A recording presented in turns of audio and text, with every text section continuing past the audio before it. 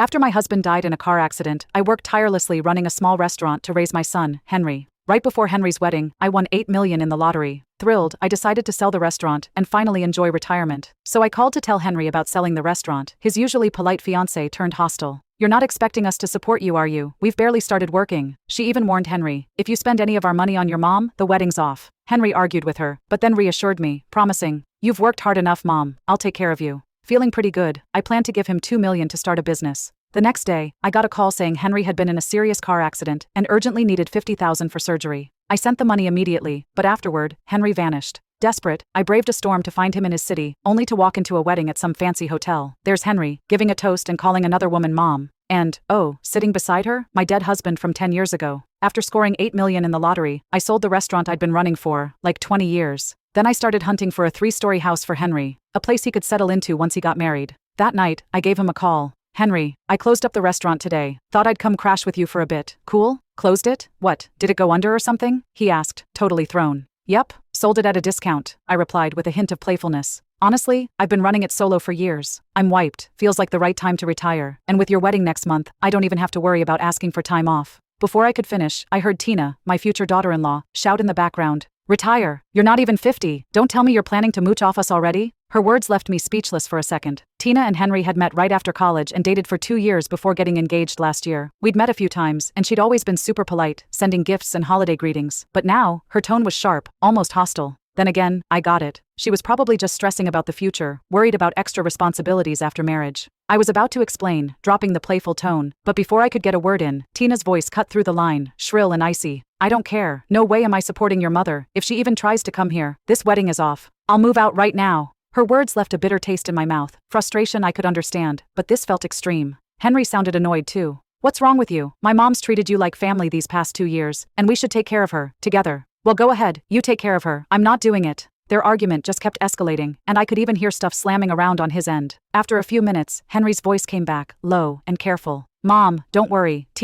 she's just got a bit of a temper, but I know she cares about you deep down. I'll talk to her once she cools off, then we'll bring you over. You've worked hard your whole life. It's time you relax. I'll take care of you now." His words were so warm and genuine, they actually made my eyes sting. Just knowing he felt this way was enough. After we hung up, I figured I'd wait until they sorted things out, then tell Henry about the lottery. I'd even give him a couple $100,000 to help him finally start his own business. With this money, he wouldn't have to worry about cash anymore, and if anything went sideways, I'd be here to back him up. I thought I had everything under control, but Henry's next call brought nothing but disaster. On the other end, Tina's voice was shaking with tears. "Henry's been in a serious car accident. He needs $50,000 for surgery. Please help us. Find a way to get the money." "What? How did this happen?" My heart dropped as I transferred the money immediately. The restaurant payment had just cleared. It was exactly $50,000. Tina didn't say another word. She just hung up as soon as the money went through. I tried to book a ticket to go see Henry, but a storm hit, canceling all flights and trains. I had no choice but to stay home, calling Henry and Tina over and over. But after that day, neither of them ever picked up. A week later, both their numbers were disconnected.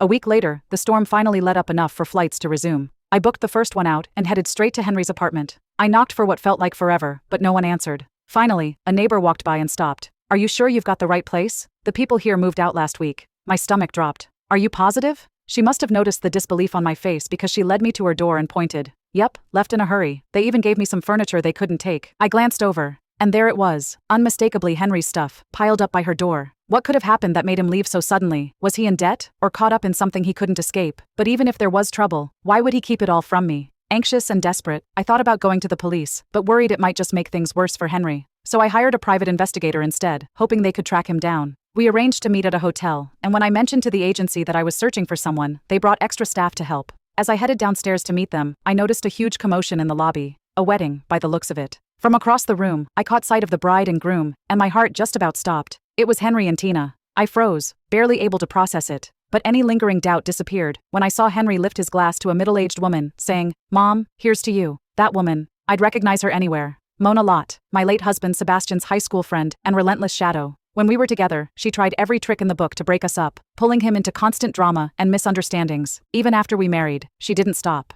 Once, while I was pregnant, she came by with nourishing soup, hoping to cause a miscarriage. Thankfully, I was cautious and didn't fall for it. But Mona wasn't done. After Henry was born, she tried to worm her way into his life, almost like she was trying to take my place as his mother. When Henry turned 5, we'd finally had enough. Our family moved to another city to get away from her for good. 2 months later, Sebastian was in a horrible car accident. Mona was involved too. The difference was, she walked away with minor injuries, while Sebastian was gravely hurt and died in the hospital before anyone could save him. She had no reason to be in the same city as us, yet there she was, right at the accident scene with my husband. I'd always suspected Mona had something to do with Sebastian's death, but I had no proof. And with Henry still so young, I couldn't chase answers. All I could do was bury that bitterness deep inside. And now, here was my missing son, cozying up to the woman I despised most, calling her mom. The cruelty of it hit me like a punch. I couldn't tell if I was more furious or heartbroken, but before I could even react, I looked closer and saw the man sitting beside Mona. It was Sebastian, the husband I'd buried over 10 years ago. My face went pale, and I staggered back, barely able to process what I was seeing. Mona spotted me almost instantly. Her face froze for a second, then shifted into a smug, triumphant smile, as she leaned over and whispered something to Henry. In seconds, Henry turned, his eyes full of hostility. He stood up and marched right over to me. "I've already moved on. Can you stop clinging to me like a leech? Are you seriously trying to drag me down until there's nothing left?" Henry's hysterical expression was a far cry from the warm voice that had once promised, "I'll take care of you in your old age." At this point, it was painfully obvious. He'd lied about the car accident, lied about everything. I wasn't family to him. I was dead weight he couldn't dump fast enough. "If you've got even a shred of decency left, leave," he yelled, pointing dramatically at the hotel doors, like he was casting me out of paradise. His face was practically curdling with disgust. Right on cue, Mona swooped in, all graceful, like she was rehearsing for a soap opera. She laid this delicate, supportive hand on his shoulder, pretending to look sympathetic. "She is your biological mother after all," she sighed. "Maybe I should be the one to leave. I'm just the outsider here." "Don't say that," Henry interrupted, way too fast. "You're the one who's been a real mother to me. This woman, she's the one who forced her way between you and my father. She's the real homewrecker." Then he turned to me, his voice like ice. "If you know what's good for you, you'll walk out on your own. Otherwise I'll get security to handle it."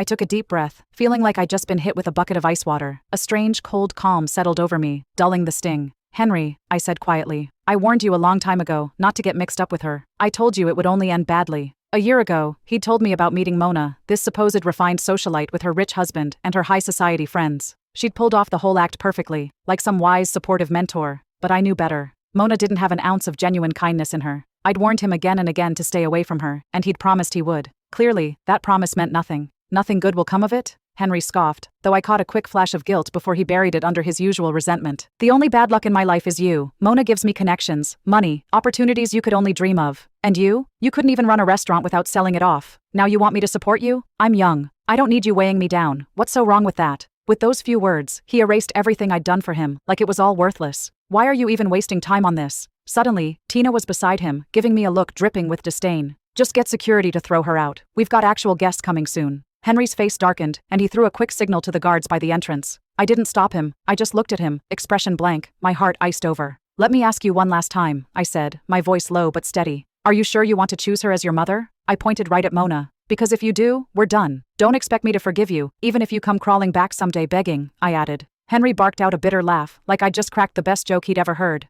"Beg? The only thing I'm begging for is that you stay out of my life for good." Right then, the security guards showed up, and Henry quickly told them to escort me out. Then, like I was already some stranger, he took Mona's arm and headed back to the banquet. I stepped out of the guard's reach and raised my voice to make sure he, and everyone else, heard me loud and clear. "I booked this entire hotel for the day, so if anyone's leaving, it's you all."